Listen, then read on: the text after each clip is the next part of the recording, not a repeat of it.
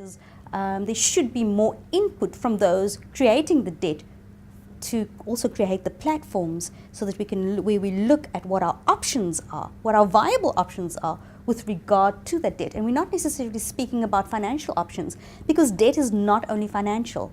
Debt is so emotional. Debt has so much impact on one's emotional and family life.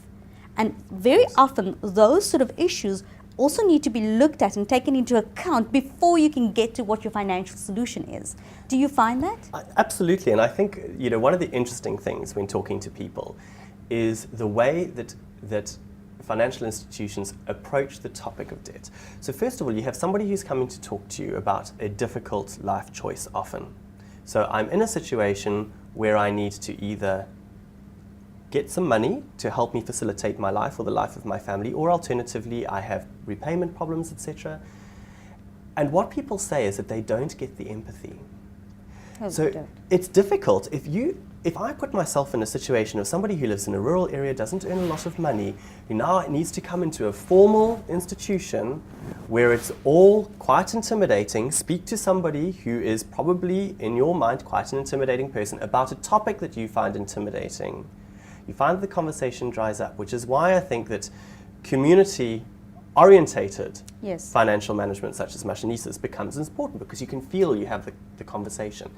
And I think what we need to work on is for the financial institutions to remember that the conversation we're having is not necessarily about this contract. It's about somebody's life. And I think if we understand the context of somebody's life. But how do you put the context of somebody's life ahead of bottom line profit gains? And this is obviously the challenge, and there has to be a balance, because the financial institutions are there to make a profit, certainly. And they are allowed to. And they are, absolutely. And we want them to. We want them to progress. We want them to grow. And I think it's about human context. It's about humanity at its heart. Because I don't think it'll cost the banks and the other formal financial providers a lot of time to have a little bit of a contextual conversation to treat people with empathy. And I think that some financial institutions are actually going towards that. Really well.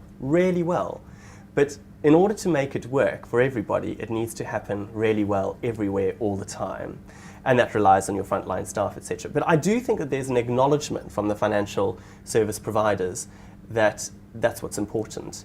And I think that increasingly we see, even with the advent of the ability to have different touch points, different ways of reaching out to people, people still want to talk to somebody. They don't want to necessarily just look at an online thing, or they don't, which of course is precluded for most of the population, or to fill in paperwork. They want to have a conversation. And I think that's important, particularly around debt, because it is so emotional.